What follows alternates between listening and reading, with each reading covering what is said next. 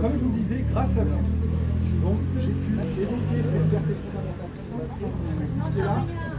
On est vraiment au cœur du problème, c'est la possibilité pour un médecin de parler à la presse, de communiquer à la presse, et ensuite la presse va s'emparer de ce sujet, elle va faire état de la manière dont elle veut, si je puis dire, le travail du journaliste, c'est aussi de relater les propos de la manière dont il l'entend, et concrètement, le débat porte sur cette liberté fondamentale qui est reconnue par la Cour européenne des droits de l'homme depuis le XXe siècle, 1998, pour toute personne et un médecin en particulier, de pouvoir s'exprimer dans le cadre d'un débat d'intérêt général.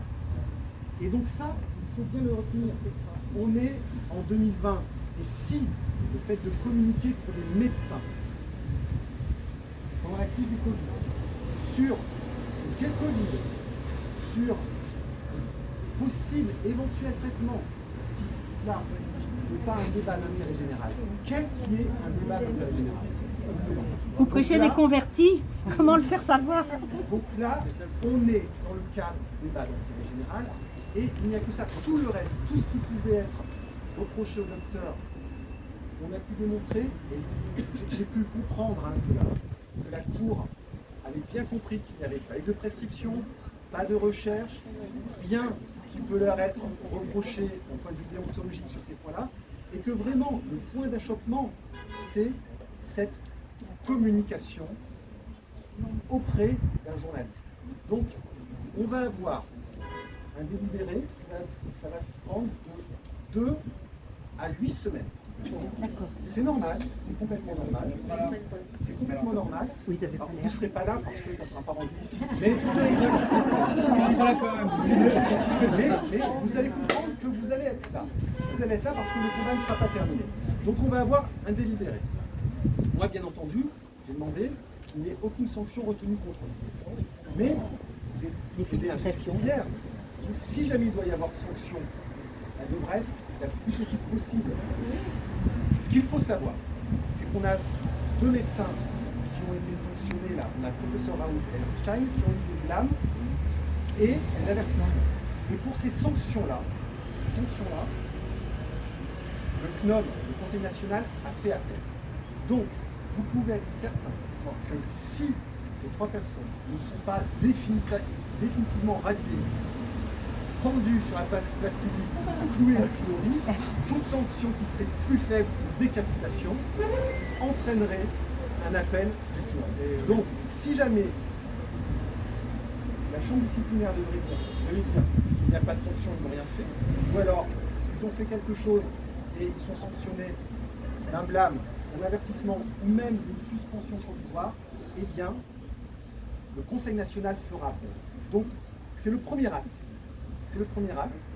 Ils ont été super, mais quand vous nous dites, voilà, on sera là, il y aura un deuxième acte. Après, ça se jouera à Paris, mais ils auront besoin, quoi qu'il en soit, de votre soutien. C'est extrêmement important que vous soyez là, parce que comme je vous dis, j'étais parti sur une plaidoirie et je me suis adapté. Je me suis adapté parce que vous étiez là. Comment ne pas prendre en compte dans ma plaidoirie vos applaudissements? Comment ne pas les prendre en compte? Donc vous étiez là. Vous avez eu un rôle pratiquement plus important que ceux qui étaient en haut, parce que ceux qui étaient en haut étaient tenus au silence de derrière. Vous étiez là, on vous a entendu, vous avez influé sur justement les débats. Et donc je vous en remercie également. Et ce n'est que le premier acte.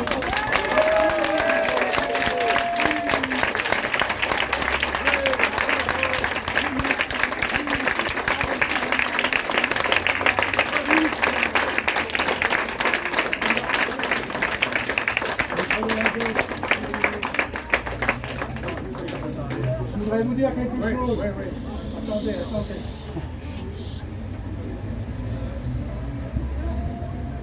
je voudrais vous dire, ce que vous faites vis-à-vis du droit, c'est qu'aujourd'hui, on monte encore une marche qui n'avait pas été montée sur les procès de Péronne ou de Raoult, parce qu'eux sont professeurs d'université.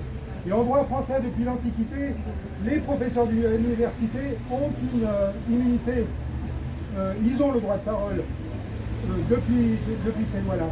Alors que les généralistes sont considérés par les conseillers de l'ordre comme des gens qui n'ont pas le droit de parole, qui sont des sous-médecins. Et là, vous êtes en train de nous faire progresser, de nous faire monter, nous, généralistes, au rang de gens qui peuvent prendre la parole si c'est ça qui est en jeu dans ce procès. Je vais répondre. Vous avez à la fois